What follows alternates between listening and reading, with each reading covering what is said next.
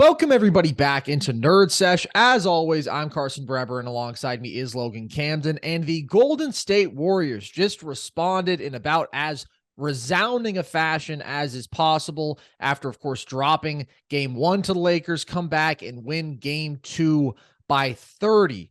So, Logan, what did you think was the biggest key to this complete reversal in the Dubs' favor? I thought there were two big keys in this game, and we can start with what you laid out and what I laid out after their vicious loss in the game one. And that was we need more Steph Curry pick and roll. We need more reliable offense from the Dubs. And oh my God. I mean, the Lakers didn't have an answer for it. It was embarrassing. The Warriors were playing with their food, it felt like, on offense. They put LA in rotation every possession. And the biggest thing was, as we noted after game one, Golden State couldn't get anything at the rim because Anthony Davis was camped down there, parked like a car in the paint. I mean, you just couldn't go near it because he was taking it away. The Lakers were forced to switch more, forced to pull AD out of the paint, and the Lakers didn't have an answer. I mean, every single possession, Curry, little drop off to Draymond. Draymond's going to find the guy. Little dump off to Looney. Looney's going to find the guy. If you don't pull, well, guess what? Steph's open. And they were just in rotation. Draymond was making great decisions every single time down, and they didn't respect him too. That is what also confused me is Carson out of the short roll. They weren't pressing up on Draymond, and that to me is the worst thing you can do. You're giving Draymond's not a force to score on many possessions, right? So you can afford to drop like that, but you're also giving him all of these passing angles and passing lanes.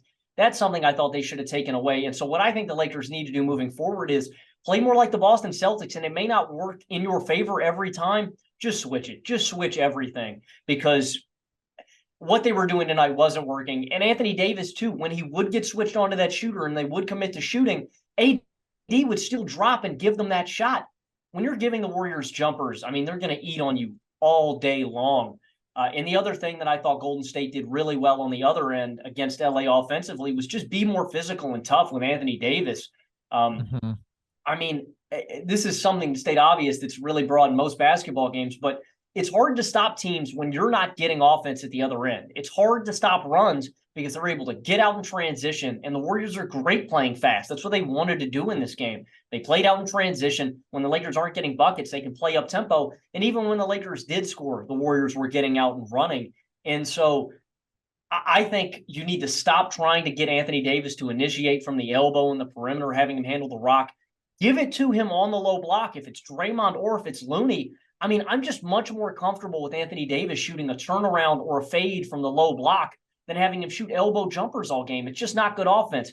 Feed him there. The Lakers shoot 14% of their shots on the rim, Carson. They got away from what they do really well as an offense, too. You're relying on Reeves, D'Lo, tough shot making. That's not good, reliable offense. The Lakers take just 8 shots at the rim in this game. So I thought they countered the two best things we saw from LA in game one. They took AD out by forcing him to go out more from the perimeter, and they played hard and physical and tough on him with Draymond and the boys, and they just took them out of the paint. They played more Steph Curry pick and roll. And if this game doesn't show you how special Steph is a player, you have to play him like this, because if you don't step up on him and take him away, he's got touch from all over the court. He's going to burn you alive. So I just thought Golden State corrected the two biggest things from game one. What a great game plan. What great execution as well. And what a great game, too, from Klay Thompson. 30-piece, 11 of 18, 8 of 11 shooting from behind the arc. Masterful shooting. Great correction from Golden State and a great answer from game one. Awesome adjustments all around. And I think the other one that we have to give Steve Kerr credit for is the decision to start JaMychal Green, because that makes the pick and roll all that much more unguardable. When I thought AD was consistently abandoning Draymond as the roller. So you have a total 4-on-3, and now the low man doesn't really have an opportunity to try to play that 2-on-1 like you do if it's Draymond and Looney, because it's JaMychal Green or it's a shooter in the corner. And so you are basically looking at somebody trying to challenge Draymond at the rim who is not Anthony Davis. And I thought he got great looks all right, or Draymond is one of the best short roll decision makers we've ever seen, and he's going to dissect you there. So I thought, absolutely, if you look at every major advantage that the Lakers had in game one, the Warriors pretty much countered it in this one. you talk about the Steph pick and roll as basically a necessity, just given how effective Jared Vanderbilt was staying attached to Steph away from the ball in game one, limiting his effectiveness and therefore limiting the quality shots that this offense was able to generate overall. I mean, they stayed in game one by like the pure brilliance of their shot making. They were not getting particularly good looks, obviously not at the paint, but not looks from deep of the caliber that they were in this game either. So they countered that and basically got automatic offense all night out of the Steph pick and roll. But I do think the Lakers can be better with their coverages. They can be sharper. First of all, you cannot just hard hedge and leave the roller wide open every time, especially when you have that other shooter out there like they did going small with JaMychal Green. I think AD needs to do a better job of reading Steph's defender and then being in a position where he can potentially contest a pull-up jumper or make an attempt to recover to the roll man. I thought in game one, I mean, Steph basically took mostly pull-up jumpers out of the pick and roll, which if he's getting a good look at it, obviously is as deadly as anything. But these automatic 4-on-3s, I think, are super problematic. And you also just need to mix up the coverages. You can't basically just say, hey, Steph, this is what you're going to get every time. It's too easy. And I do think you talk about them switching more. I don't think it should be an automatic switch everything situation, but I do think they probably need to switch AD onto Steph more because he's capable in that matchup. You get a big body in front of him. Like Steph's preference, even against a big, is still going to be to try to get to a quality look from deep. Like we saw that even against the Kings, as dominant as he was getting downhill, we had to see him make that adjustment throughout the series. And AD can affect his ability to kill you from three with his size. And at the very least, you're negating the 4-on-3, right? Whoever was guarding Steph returns to Draymond. There's nothing that Draymond can do to abuse a matchup there. So you're resetting the offense. Yes, it's an advantage having Steph on AD, but it's an advantage having Steph on anyone. And AD is as capable in that role as any big man. So it's a combination of things. The Warriors absolutely found a formula that works very well here, going small, putting more shooting on the floor, and just running that Steph pick and roll at a much higher volume. I do think, though, the Lakers can do some things to at least give themselves more of a fighting chance there because it was automatic in this game. And then you talk about the AD factor. We said after game one, we went and talked with Jason Timpf on Hoops Tonight, and I thought they should probably put Dre on AD. He's going to be a more physically imposing matchup. He's just feistier, and AD can be affected when he really can't move you off your spot at all. Like, he's not a guy who is going to embrace the physical matchup. If he has a smaller player on him, he wants to shoot over that smaller player. And I just thought that Dre was in for the battle and made him much more uncomfortable. And we saw that foreshadowed in the end of game one. Last 8 minutes, AD didn't score. Draymond was on him much more in that stretch. And I also felt that this was just sort of destined to be one of those AD games. And there are a lot of these AD games. And this is why I'm not comfortable calling him a top 5 player on the planet, even though his ceiling game to game is unequivocally that, because he can be the best defensive player alive and he can give you an efficient 35 and 20 offensively. We pretty much just saw it in game one. But the inconsistency in terms of his assertiveness, and also in this one, his skilled shot making was off early. He was not making those same shots from 10 to 15 feet, the turnarounds, the floaters that he was in game one. And so that's a problem. There was a possession early in this one where Wiggins got in front of him on an attempted post up, poked the ball out, and it was just a difference in the tenacity. And the Warriors won that battle with AD all night. But I do think they have to find a way to manufacture more quality looks for him. And I think a lot of that comes out of pick and roll. Like, get him in pick and roll with D'Lo, with Austin Reeves. These guys are totally capable shot makers and decision makers, and let one of the all-time great lob threats roll hard to the rim. And they can't really effectively cover that. And he needs to dominate the glass more also. He just was not dialed in enough, aggressive enough in that battle. So I think it's a combination of two things: putting Dre on him more.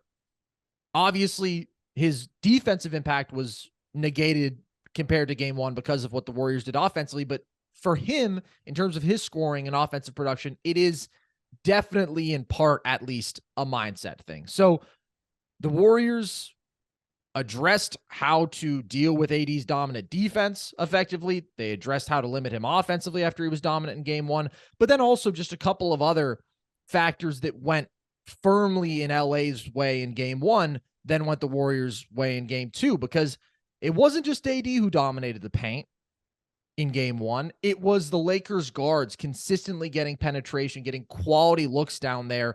D'Lo, Reeves, and Schroeder in game one combined for 48 points. In game two, they combined for 21 points. It was a complete reversal. And then I do think we have to look again at LeBron asserting himself more in that physicality arena offensively, because this was a jump shooting clinic from him early. 14 points in the first quarter, and basically all of it came off of his jump shot. But it didn't matter as this game went on. I mean, second half, he was a non-factor, and the Lakers got totally pulled away from. But when we did see him go down to the post a couple times, there was one time where he bullied his way to a good look. There was another time where he got good position and then hit a little turnaround. The smaller that the Warriors go, I think the more the Lakers need to try to dominate that physicality matchup.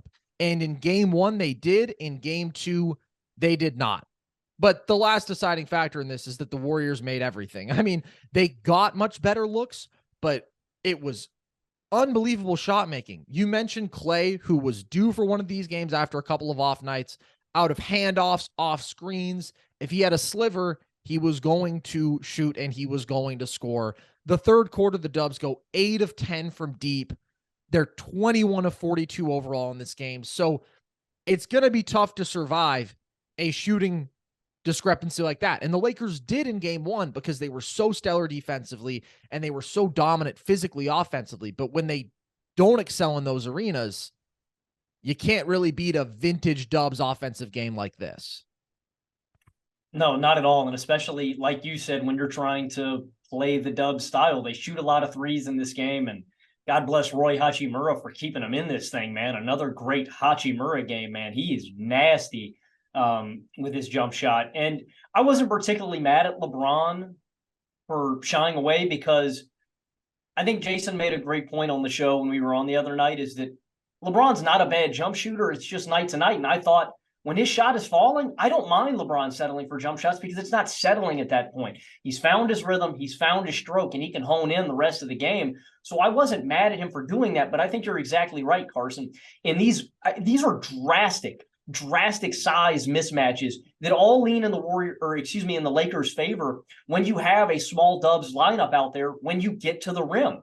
LeBron, on that one possession where he took him on the low block, made an easy fade turnaround. There's nobody on the Dub side that can match with his physicality. When AD is locked in and hungry, there's nobody that can match him physically. He's going to be overpowering on the low block. And you just think about the lineups that they run too. All of these big guards, Vandal on the floor.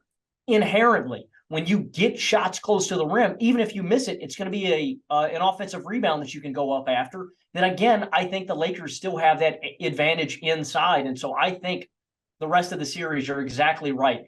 When they are going small, you need to abuse that size mismatch and go inside, lean into post-ups, lean into being physical, lean into drawing fouls, lean into going inside, because I think that all weighs in the Lakers' favor. And again, the Warriors, you're playing into their hand. When you're taking long shots, that leads to long rebounds, that leads to easy transition offense.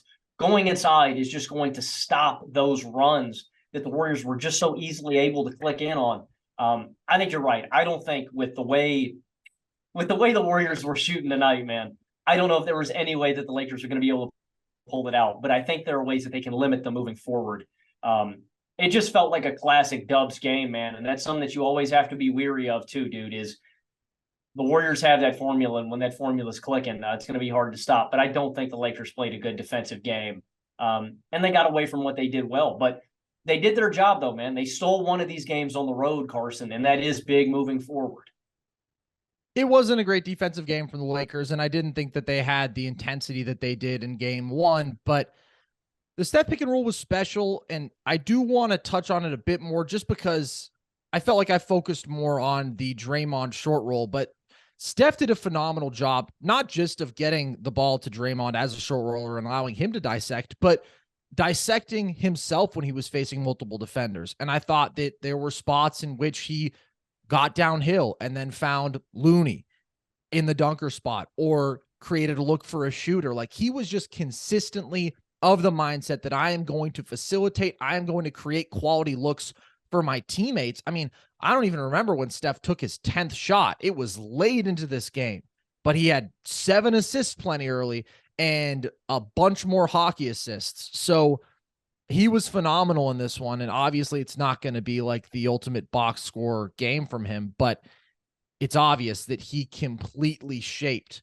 and propelled this Dubs win. So has your overall feeling on this series changed now? We both picked the Lakers to win, but picked it to be a close, highly competitive series. How are you feeling after 2 games? I hate it because this, again, feels like a cop-out answer. It's going to be what versions of these superstars that we get. Is Anthony Davis going to show up night to night and give that consistent effort on the glass? Is he going to be impactful on the low block?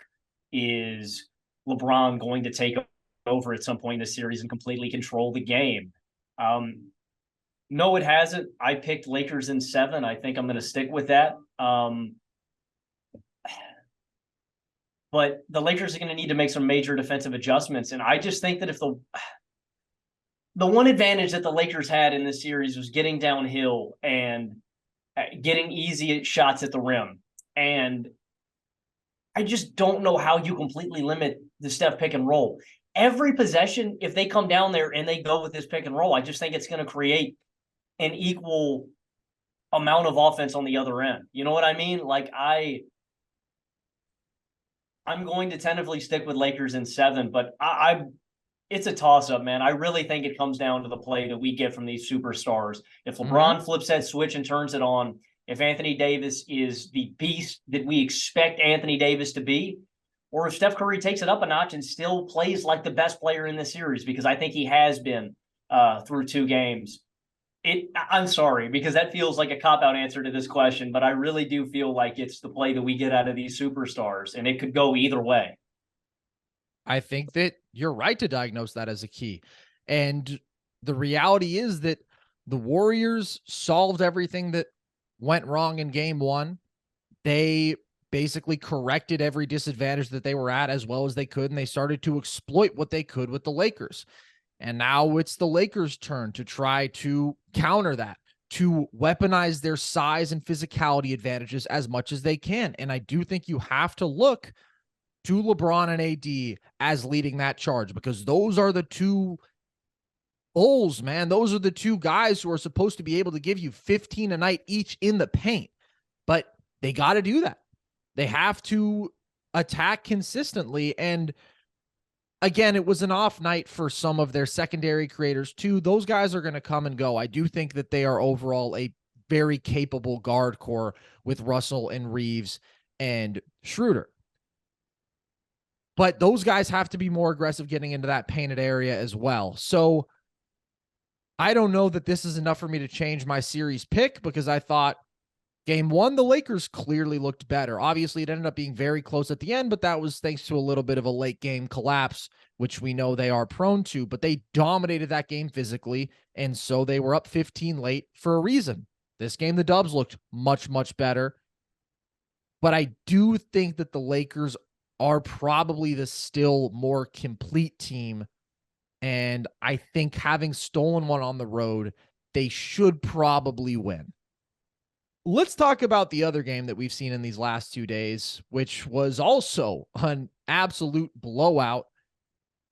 Followed sort of a similar pattern in that it was more competitive first half and then not at all down the stretch.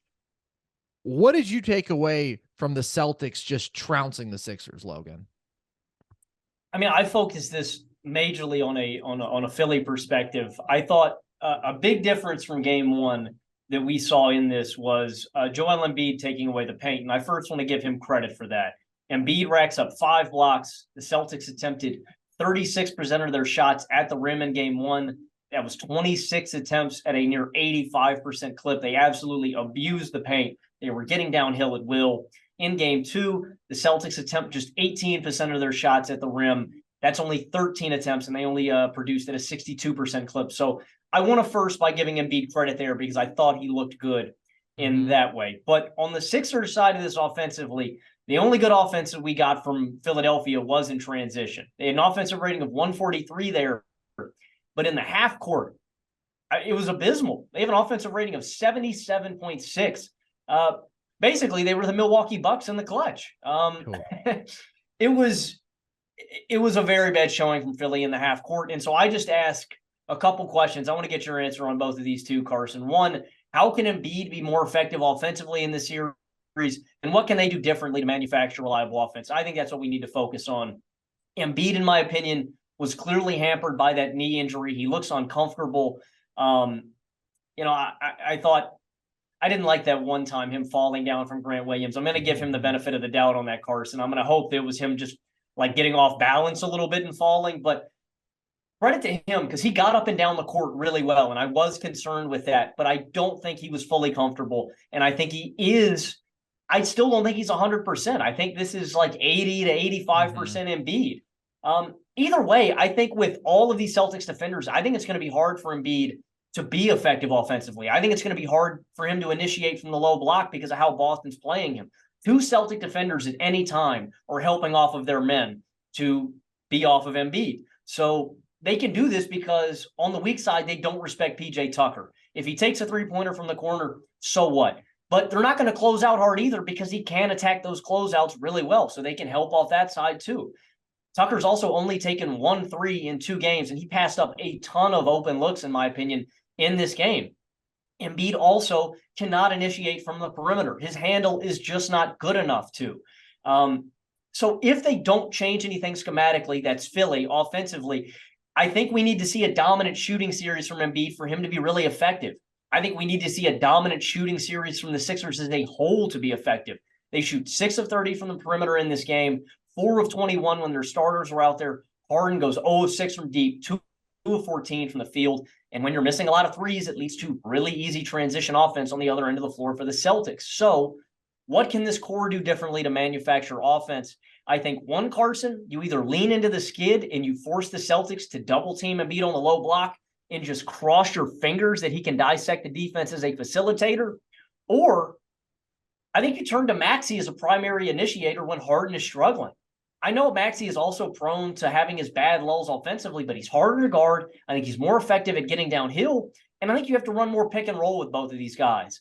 They ran the 4th least pick and roll in all of basketball in the regular season. Among players with 5+ pick and roll possessions per game, Tyrese Maxey was the 10th most efficient pick and roll scorer in all of the NBA. That's 83rd percentile at just over a point per possession. And the biggest thing to me, too, is because if you're not using Embiid as a creator in the pick and roll, as the roll man, as the screener, there's 2 extra bodies clogging the lane because he's camped down there. So I think there are alternatives that the Sixers can explore for more reliable offense. I think that's leaning into Maxey more as the guy, as the perimeter creator, and that's using more pick and roll. That's with Tobias Harris and Joel Embiid. I think you're opening up looks if you're using both of those guys as rollmen, because this is with Joel Embiid, who is clearly hampered and not playing at an MVP level, which means all the other guys have to step up and you have to lean off of him. That's with Harden's inconsistency and lack of ability to create reliable offense. And that's with the Celtics having an overwhelming totality of creators and good switchable defenders. So, I mean, my take here is with Embiid not at 100% once again in these playoffs, I don't really know how the Sixers pull this out, because I think you can manufacture better offense. I think you can take the pain away on defense. But I don't see a distinct advantage that they have at all. And I think for Philly to win this series, they are going to have to shoot the absolute lights out. And I just don't see that happening. I think they need great Embiid. And I think it's a lot to ask of him right now to be great, because I agree. I didn't think that he looked 100% in this one. But regardless, I think he has to be more of a presence, because he didn't reshape this defense enough. He did not demand the level of attention that Joel Embiid is supposed to demand, even if he's not dominating as a scorer. He had 43 touches in this entire game. His regular season average is 71. And as you know, if you're watching, he had 2 points in the second half. So I think there's a few things. First of all, absolutely agree. They need to run more pick and roll. And I think that that is a key reason that Embiid was his most effective self ever this year. Sure, he grew. He also had the most capable duo of pick and roll ball handlers ever. And it's a really, really difficult action to guard because Embiid can kill you with that free throw line jumper all day. He can attack, get into the paint, draw a foul. And I think it's also essential to create more space for James Harden because although game one was the switch-a-thon, hey, Jimmy, you're going to get whatever you want against a big, right? Step backs galore.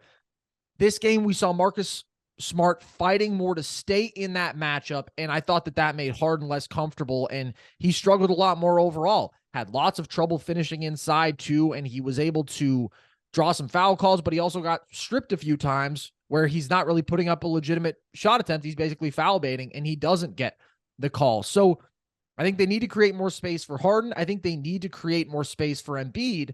I also think Embiid does need to be more aggressive in punishing one-on-one matchups because we certainly were not seeing the kind of defensive attention devoted to him that we did in that Brooklyn series. And that was obviously the extreme. But like Horford did fine on him. We know that Horford is historically a very respectable matchup, but this is supposed to be a different Joel Embiid. This is the Joel Embiid that cooked them for 50 plus the last time that they met in the regular season. And I think he can still win that matchup more often than not. He had a good move where he ripped through into a nice dunk against Horford. I mean, he's going to be comfortable taking his jumpers basically whenever. And honestly, he probably should do that more too. But he just can't be content to say, I'm just going to take my face-up jumpers, and that's going to be my impact on this game, because I thought he did get a good look off the roll coming downhill. He was able to attack Horford one-on-one in that one spot and get a good look at the rim.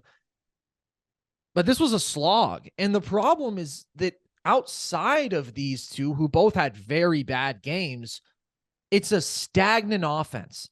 It's a bunch of guys standing around waiting for things to be created for them, or waiting to get the ball so they can attack a mismatch, but nobody is helping these guys out when they're trying to create for themselves. And PJ Tucker, I don't know how you can play him. Like, he's not shooting the ball, Logan. There were multiple instances in this game where a good look is created for him either by Embiid or by Harden, and he literally just gives the ball right back, completely reset the offense. Like, PJ, there's one thing you're out there to do offensively, and it's shoot corner threes. It's the only thing you've done for 4 years. So do it. Be confident in it, for God's sakes, because if he's not, then you are playing 4-on-5, and they can't survive that against a Boston team that is so dynamic in terms of the variety of creators that it has. So when both Harden and Embiid are off, I mean, you don't have a prayer, and that was the case in this game. And unless Embiid gets a whole lot better, then I don't think Philly has much of a chance at all. I do agree with you on the defensive point. Embiid was amazing on the interior in this first half. All 5 of his blocks came then. But I thought that on the perimeter, Philly was not good enough in terms of containing dribble penetration, in terms of closing out onto shooters. I thought that Marcus Smart just hunted DeAnthony Melton and James Harden a couple times with his physicality. And I just think that drive and kick game is something that Embiid isn't able to take away. And Horford is really keeping Embiid honest with his willingness to shoot. And he was 1 of 8 from deep in this game, but he took 8 threes. Most of them are pretty good looks. So Boston is going to do everything they can to dominate offensively without having to go right at Embiid as scorers, because he's going to be there and help. He's not going to be able to recover to the perimeter super effectively, and Philly's perimeter defense overall was not good in this game. So all the things come together and you get a pounding like this. Boston is better. They were better, I thought, even with healthy Embiid. That was my prediction at the least. But if Embiid is not going to be MVP caliber, we know that James Harden isn't dropping 45 every night. Like, we know that he's erratic as a scorer. He struggles to get downhill at this stage in his career. And they've got a long, long uphill battle. Yeah, it was a little much Marcus Smart offense for me, Carson, I'm going to be honest. But you're exactly right. I mean, they use their physical advantages too. And I want to give a big credit to one. I want to say I thought it was a complete lack of effort, classic James Harden game where he's not putting his hand up, not closing out. Yeah. I think you make a great point with the advantage too that they have with floor spacing. All of those Al Horford threes were open. And if Al Horford can make 3 or 4 of those in a game, that's a big swing in one that you're just getting open points, open looks. But 2, again, Embiid has to slide out. I do want to give a massive shout out to Jaylen Brown, though. I thought he did such a phenomenal job at taking whoever they stuck on him. And he was saying, I'm going to blow by you. I'm getting to the rack. Ooh, if I could change one thing about this game, it's that he puts that poster down on Joel Embiid, man. That was nasty. That fired me up, dude. You don't see much like that. You have that one early in the game where he blows by, and it's like a bank lay-in where he lets it go before he gets to the top. That second one, dude, I thought we were getting an all-time poster. I thought that was going to go down. But in a game where they didn't really need Jason Tatum, Malcolm Brogdon sprays a bunch of threes in the second and third quarter, and then Jaylen Brown is just good, man. I like seeing Boston. Boston, again, has that tendency to disappear during games and play like almost brain-dead basketball, it feels like. This one didn't feel like that. They were cognizant. They were reading the defense the entire time, and they were taking advantage of their mismatches, and they were doing what they do best, especially Jaylen Brown, getting downhill, getting to the rack, and doing their thing. Yeah, I thought it was a combination of things. I thought it was one. I think this is the worst we're going to see out of Philly all series long, and hopefully all playoffs long. This was bad Philly, and this was really good Boston on the other end. But yeah, I just want to give a big shout out to Jaylen Brown, because finally we're getting good, consistent offense, and he needs to do that. So does Jason Tatum as well. Get downhill, play smart Boston basketball. What a testament to the Boston Celtics that they can win a game by 34 when Jason Tatum goes 1 for 7, man. And again, it's this guard core, dude. You get 53 points from Smart, White, and Brogdon combined. It's the most talented team in the league. They have the deepest core of creators. And if basketball were played on paper, I think that they would win the title. Certainly be a pretty significant favorite. But the team that perhaps was in that conversation before all of this, Logan, the betting title favorite, the team that we both picked, the Milwaukee Bucks, made a big move today, fired head coach Mike Budenholzer. What's your reaction to this? I also like the consensus I've seen. Was not that surprised at this move. It is kind of unprecedented in terms of what the Milwaukee Bucks did this season in a multitude of ways. One, they're the third team in NBA history to finish with the league's best record and win less than 2 playoff games. And no coach with the best record in the league has been fired since 2010. That was Mike Brown with Cleveland. So pretty strange that we see this happen, but this is Coach Bud's shtick, man. Not making schematic adjustments in games, having poor rotations, and it has consistently led to playoff disappointment. Coached the 60-win Hawks in 2015 that were swept by LeBron. He was eliminated by the Raptors in 6 in the Eastern Conference Finals in 2019, eliminated by the Heat in 5 in the second round of 2020, and again in this series. And so in this series, it's specifically disappointing when you have one, mammoth leads in multiple games in this series that you just absolutely choke away. When you have the much more dramatically talented roster, and when you have arguably the best player on the planet. I think the thing that makes this the worst of all, Carson, though, is that you have the game tape, Coach Bud. You have the tape that suggests the adjustments that you should make. The key to the Bucks beating the Heat in the playoffs in 2021 was what, Carson? It was putting Giannis, one of the best defenders on planet Earth, on Jimmy Butler straight up. And in this series, they decided to put Drew Holiday on Jimmy, and they put Giannis on Kevin Love and Biggs and let him play rover a little more. Butler went 15, 8, and 7 on 39% true shooting in that series. They never even explored that in this series. They let Holiday get worn down, get tired out by Jimmy just being physical, playing hard, and let him repeatedly get cooked in this series. So the reality of this is he gets outcoached by Eric Spoelstra in this series. He's repeatedly underachieved in big playoff spots with really good rosters. And so I can understand Milwaukee being frustrated with him and expecting more out of a roster this talented. So I do feel bad for Coach Bud in the sense that he's going through a lot in his personal life in this series. Maybe is not 100% invested in basketball, but this is the Coach Bud's story. This is his thing. And I'm not surprised. And I understand, again, the Milwaukee organization being frustrated and expecting more. I thought you thought this is the most talented basketball roster, maybe save Boston. And so for you guys to win one playoff game is just a complete and utter letdown. I think they made the right call by letting Coach Bud go. I mean, the reality is with the NBA being so talented nowadays, you have to have a smart coach that is ready to make adjustments on the fly, because that's how basketball games in the playoffs are won, by Yeah. making adjustments. And I know this is a philosophy pushed down from Popovich where you don't make changes, you stick to your identity, to your thing. But everybody in the NBA is so talented nowadays, and you have to make adjustments. And Coach Bud has just been reluctant to do so throughout his entire NBA tenure. I'm with you. I think this was the right decision. And of course, all the sympathy in the world to Coach Bud for just losing his brother. I mean, incredibly difficult circumstances. But the shortcomings are real. And this was like an all-time embarrassment. Even with Giannis only playing 2.5 games, we still saw how much better Milwaukee was in games 4 and 5. And we saw them go up convincingly. And then we saw them lose those leads in catastrophic fashion. You mentioned the lack of an adjustment in terms of putting Giannis on Jimmy. I think also the fact that they continue to run drop as they always do against a Miami team that was beating you almost exclusively with its shooting. I mean, Jimmy was putting on a pull-up jump shooting clinic largely from the mid-range, getting good looks against drop. But everybody else on the Miami Heat was getting good looks from three.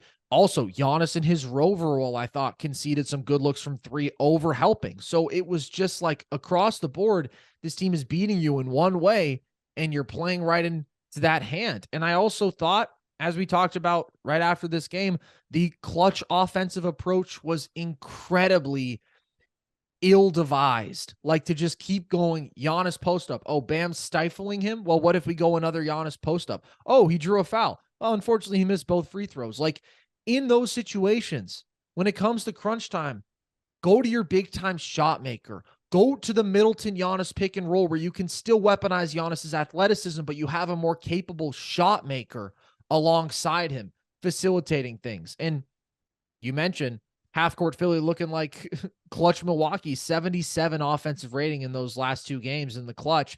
And then you have, of course, the complete lack of situational awareness with not calling that timeout. You have just the hideous lack of offensive direction that persists into that overtime period where your last possession of the season, you don't get a shot off. Like someone has to be held accountable for 2 fourth quarter collapses against an 8 seed. And this isn't a scapegoat because Bud did a lot of things wrong, clearly. Giannis also failed offensively. Oh, I shouldn't use that word. I guess that's going to offend him. But like he was really bad down the stretch in game 5. We know that. He's also the guy who's going to be in the conversation for the best player in the world. He is not going to be the one who is held most accountable. And I don't think he's the one who is necessarily most in the wrong for this because it was an overall execution game plan disaster for Milwaukee. And I think that falls largely on Coach Bud. But like he does deserve credit, man. As an overall coach, he has accomplished a great deal. 5 straight years, Milwaukee has been a top 3 seed. They have been the most consistent regular season team in the NBA. This man turned Brook Lopez into a defensive player of the year candidate with the drop coverage and pioneered consistently great regular season defenses. But that inability to adjust repeatedly did this team in. And 4 out of 5 times that they've been to the playoffs in the peak Giannis era, they have underachieved. They have been beaten by less talented teams with the exception of Boston last year. I mean, that I don't think they should have won that series without Middleton, but Heat V1 was an embarrassment.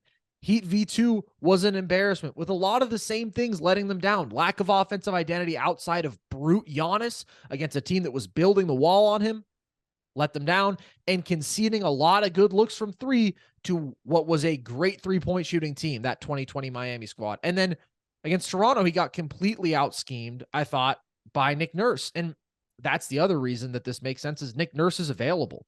And with all of the valuable things that Bud has introduced already in place, why would you not go out and say, let's get one of the great in-game adjusters, mismatch attackers that Nick Nurse is? So you're right. I mean, this is largely unprecedented historically.